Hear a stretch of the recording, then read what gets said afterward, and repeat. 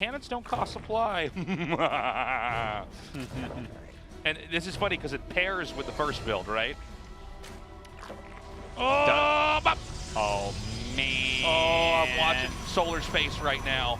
Oh god. Solar's like, this guy.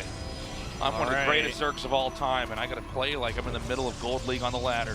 Yeah, look at this, and he is actually gonna wall that in there. Yeah. Does the cancel. Yep. Fully walled.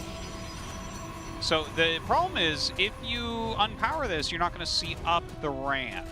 That is correct, but I think the probe can basically run up and make another pylon at the last second. Here we go.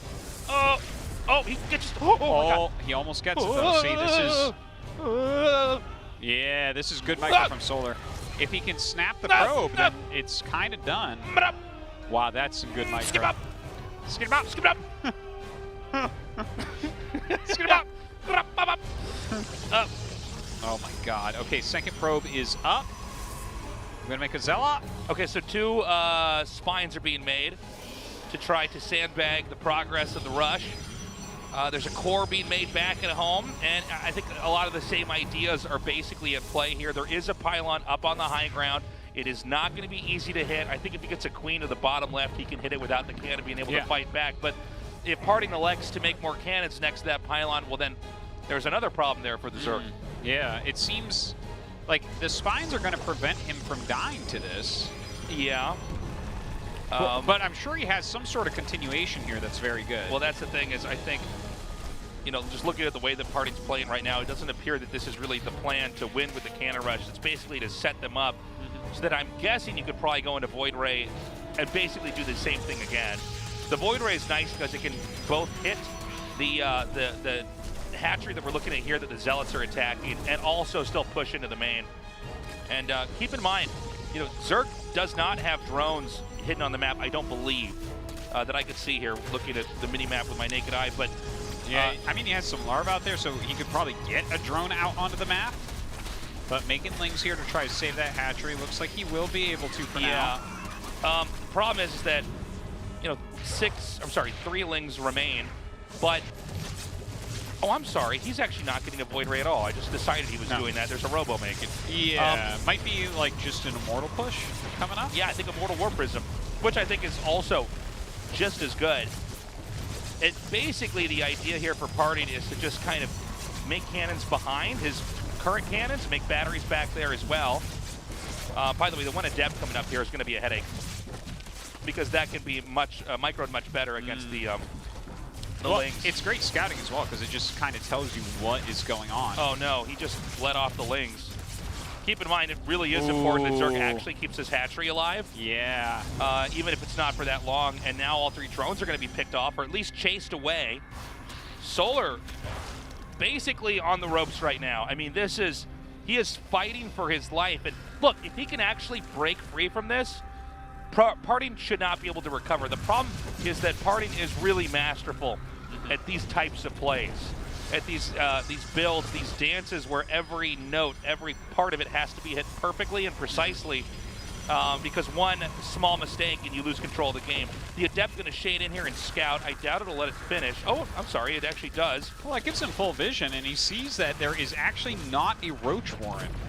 Yeah, surprisingly, I think that's probably a situation where you want to make another cannon, right? Because that means he has to try to break you with Lings. Yeah, I think any other Protoss player would most likely anticipate that you're going to see Ravagers come out here. Yeah. But without Ravagers, you have to overwhelm this with Zerglings.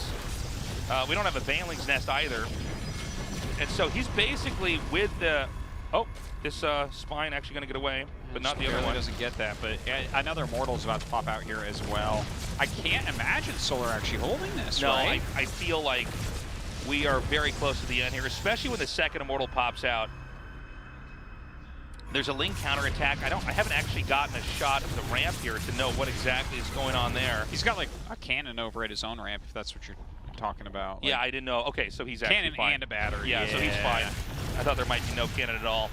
Now PartinG, again, the micro isn't that easy. He has not decided to pop over to the other hatchery and hit that. I think what he's really trying to do is just crack open the defenses here, because if you can get inside the main, there's really nothing that they can actually do with the other hatchery over there north of this position.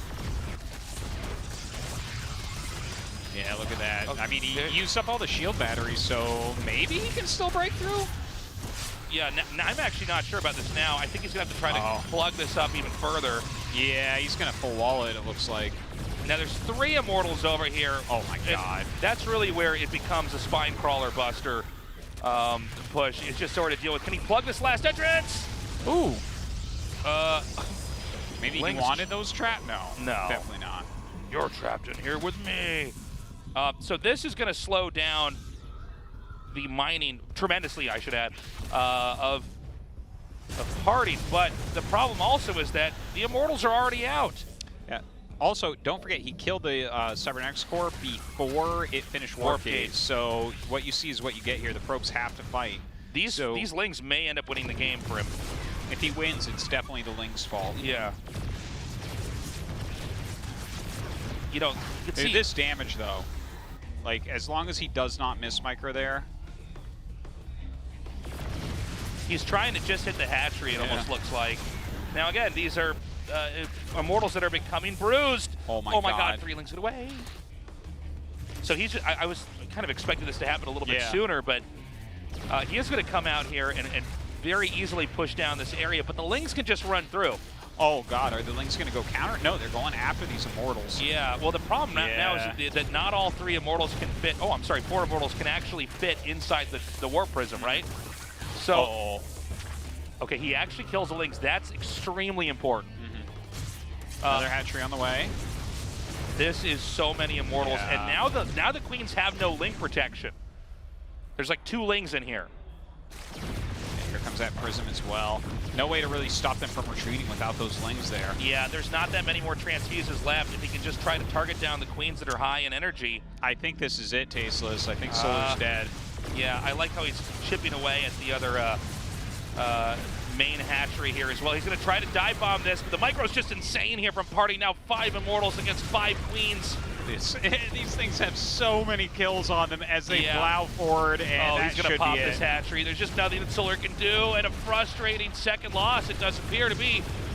Yeah, I think Solar's going to just digest this moment and then tap out. He literally has no hatchery other than the one making it to the top right, and obviously that's going to be easier to break down than this main one was over here. Look at this. The Immortals just kind of kiting back. Solar with his last hurrah.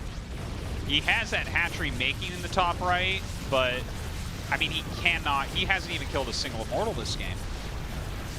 Yeah, the Immortals were kept alive, and the damage just began to snowball here. Again, those Lings, when they got inside the main, it was pretty remarkable, but at the end of the day, it was not enough to slow down the damage that Party put out here. Party with 2 extremely epically cheesy wins is going to move on and have a PvP versus Trap.